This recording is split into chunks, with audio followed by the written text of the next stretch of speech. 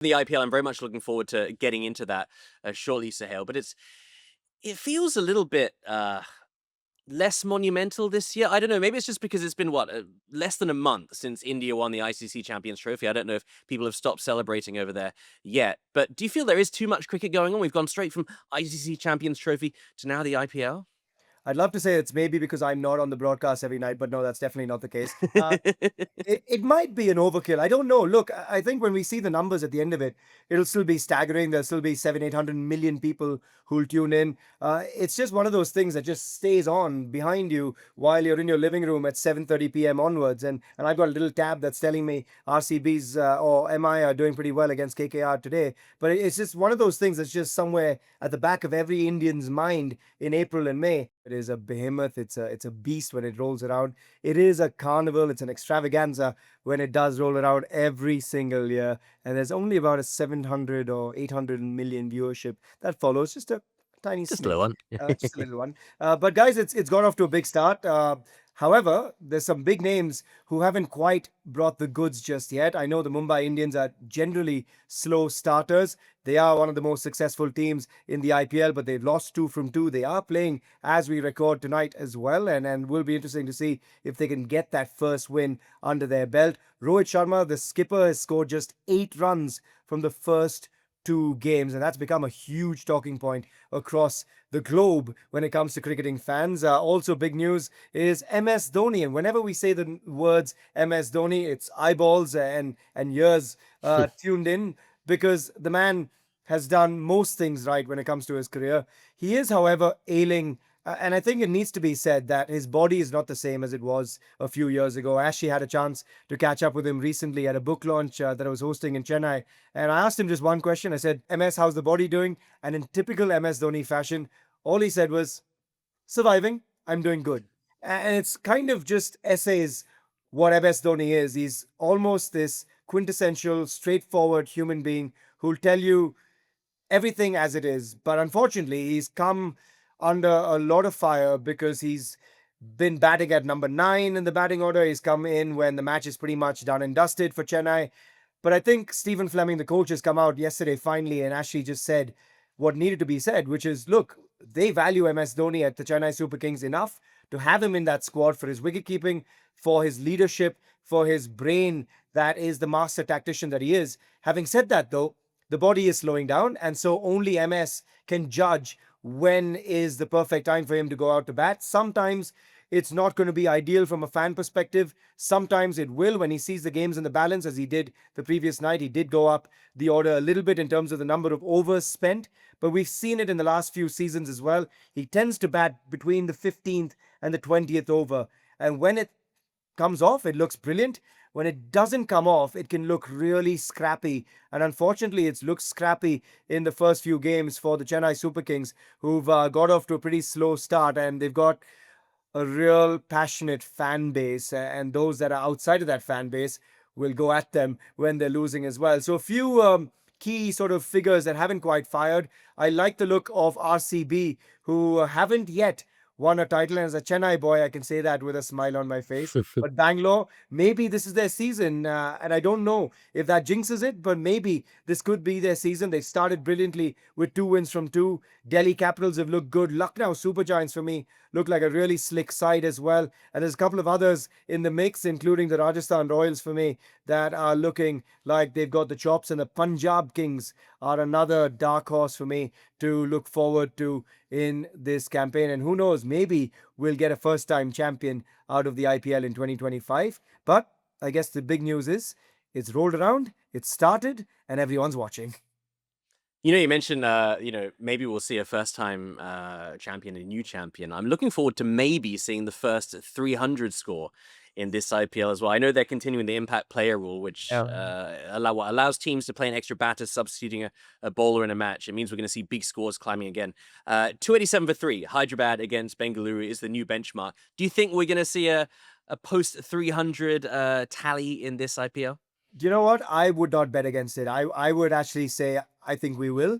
And I think it could be the Sunrisers that do it. Now, we've seen this with the Sunrisers. They go hard early and they keep going hard. Even if they lose wickets, we saw it yesterday or a couple of days ago. They were 120 for six, but they just kept going hard. They lost that game, but it's just so typical of this new brand, this new brash brand of cricket that the Sunrisers are being allowed to play under Pat Cummins. And it's kind of this Aussie dominance that is factored in as well. You've got Travis Head at the top of the order. You've got Abhishek Sharma at the top of the order as well. But then you've got these others, a youngster like Aniket Verma, who's come into that side.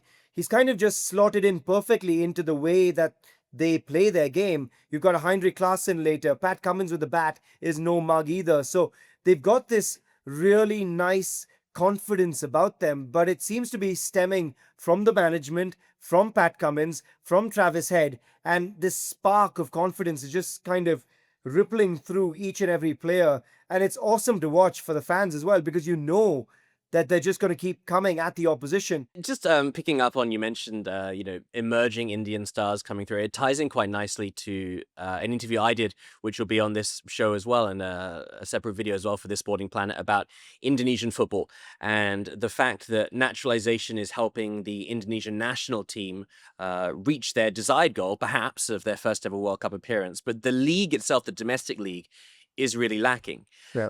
Whereas in the IPL, it seems to be it's such a great feeder for eventually the Indian national team as well. I think Hardik Pandya, Jasprit Bumrah, Shubman Gill, they all made their names in the IPL first before becoming regulars in the Indian national team. I mean, this just seems to be the perfect setup for India, right? It is, and I think, look, I look at my own career. I was brought back to play the IPL under, under the age of 23, and unfortunately, I've had the two knee injuries that kept me out of it. But I would have got my IPL debut well before I'd got my Ranji Trophy debut, which is, playing for your state. And it's one of those things that just gives you the launch pad in a single game to put yourself in the mix for national contention. Rian Parag, a young guy that I know really well, who's now the captain of the Rajasthan Royals. He's been a part of their team for a long time, and he's kind of done it the hard way. He's been, made fun of on the world of social media, of course, which is the easiest thing to do, unfortunately, with anyone and everyone jumping on his back. But he's turned that around, and just from a couple of really good IPL knocks, he's put himself in the mix of being a part of the Indian side as a permanent fixture, and several others. You mentioned a few names. Ravichandran Ashwin, I'll add to that as well. He was a batter when I played junior cricket with him, became an off-spin bowler, and went on to become India's most successful off-spinner in Test cricket history. So, there's such a huge opportunity that comes in with the IPL as well. And I just think what it did for the world of cricket since 2008, and we're only talking 15 years here, 15, 16 years, it has changed the entire sport, and it's revolutionized the way the sport is looked at. It's gone to America in terms of now heading to LA in 2028. So it's funny that one tournament has just changed the course of a sport and the future of a sport. No, I mean, it's incredible. You see all the other franchise T20 competitions now, Big Bash, Caribbean Premier League, Pakistan Super League, Major League Cricket, International League T20. Are there too many now, do you think, Suhail? Yeah, I think there are. And I think, having now put the other hat on as a CEO of a sports franchise as well, and I'm always on the lookout of seeing whether any of these, franchises make sense to buy into. I think there's not many that actually make money. Having said that, the IPL is so far ahead of everything else, maybe barring the 100. And I think a lot of English fans will like hearing this, because the 100 now gets a huge injection of cash courtesy of IPL franchises. $100 million have been spent per franchise pretty much from Indian IPL franchises. And that is money that no English county has ever seen before. So there's suddenly this injection of cash. The 100 has got more eyeballs on it. So I think the 100 will kind of be the next one to be watched. The SA20 in South Africa is a fantastic tournament. So for me, the SA20, the 100, the Big Bash has gone backwards, I think, unfortunately, because of the unavailability of the local Aussie stars and the icon players. And I think that's integral for the success of a league. But the IPL is still so far ahead of everything else. So, hell, let me ask you this, and a quick question for you. Do you think any other leagues around the world, like the NFL or anything else, the Premier League, can learn something from the IPL? What would it be? Well, I'm gonna stick my neck out and say, Todd, Go I ahead. know this is gonna be a debatable one in your part of the world, but I think the IPL and IPL franchises are inside the top 5 most lucrative sports franchises in the world already. And I'm again talking about a span of under 15 years. IPL teams are being valued at close to $2 billion. And I do think that there's a seriousness about it that will trickle into other parts of the world. I mean, a name like Virat Kohli, a name like MS Dhoni, a name like Rohit Sharma is already pretty much known to a lot of households across America. And I don't just mean the Indian diaspora in America as well. So I think the World Cup being there, these guys featuring pretty heavily did a lot of good. But I actually think the IPL franchises are as big in terms of popularity, just given the population that tunes into it as an NFL franchise or an NBA franchise or an MLB franchise. And that's a big statement, but I'm going to back it.